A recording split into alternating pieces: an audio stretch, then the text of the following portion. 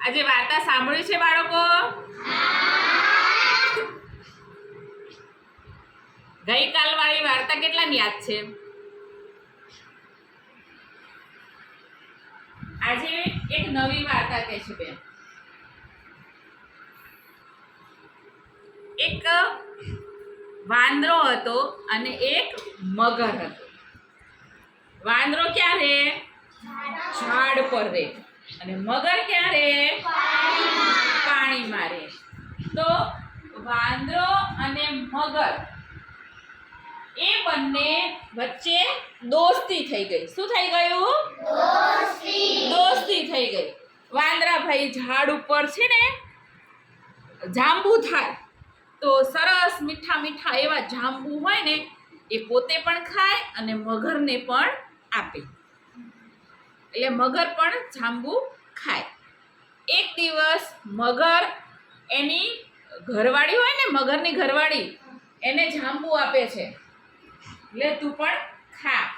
તો એની ઘરવાળી જાંબુ ખાધા અને એને એમ થયું કે આ મગર રોજ જાંબુ ખાય છે, આ વાંદરાભાઈ એને રોજ જાંબુ આપે છે, તો આ જાંબુ આટલા મીઠા છે તો વાંદરાભાઈનું કાળજું કેટલું મીઠું હશે.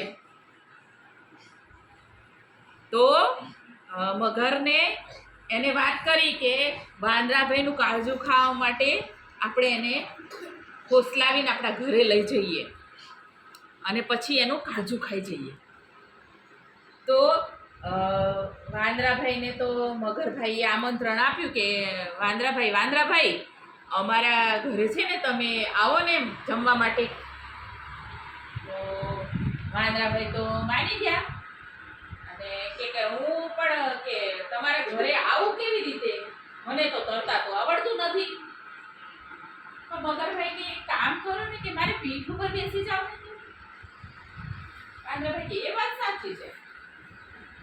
તો વાંદરાભાઈ તો મગરભાઈના પીઠ ઉપર બેસી ગયા અને ધીમે ધીમે આમ અડધું તળાવ થયું ને ત્યારે મગરભાઈએ વાત ચાલુ કરી કે તમે રોજ જાંબુ ખાઓ છો, જાંબુ કેટલા મીઠા મીઠા હોય છે, તો તમારું કાળજું તો કેટલું મીઠું હશે. મારી પત્ની છે ને એને તમારું કાળજું ખાવું છે.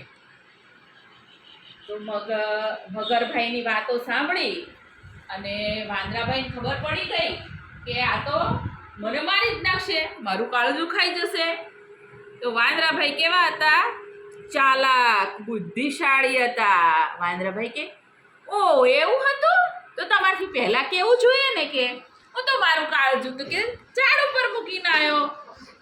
ચાલો પાછા કે આપણે કાળજું લઈને જ આવીએ. તો મગરભાઈ તો હા એમ જ કરો, ચલો કે હું કે મિત્રતા માટે કરીને મારું કાળજું ના આપું. ચાલો. તો એમ કરી અને મગરભાઈના પીઠ ઉપર બેસી અને વાંદરાભાઈ તો પાછા ઝાડ પાસે આયા. ધગ થાય અને મગરભાઈ ખાઈ જશે તો પણ એમ કરતા ભગવાનનું નામ લેતા કિનારા ઉપર પહોંચી આવ્યા અને વાંદરાભાઈ તો ઠેકડો મારીને ઝાડ ઉપર ચડી ગયા. વાંદરાભાઈ કે હે મગર, મૂરખ છે તું? કાળજું કોઈ દિવસ કે કાઢીને ઝાડ ઉપર મુકાતું હોય? અને વાંદરાભાઈએ સમય સૂચકતા દાખવી અને પોતે જીવતા રહ્યા. તો કેટલી વખત એવું હોય કે આપણે ક્યાંક જઈએ અને કોઈ તમને ચોકલેટ આપે, પૈસા આપે, ફોસલાવે કે હું તને મોટી ચોકલેટ આપું છું, ચાલ મારી સાથે. ચોકલેટ પણ આપી દે, પૈસા પણ આપી દે.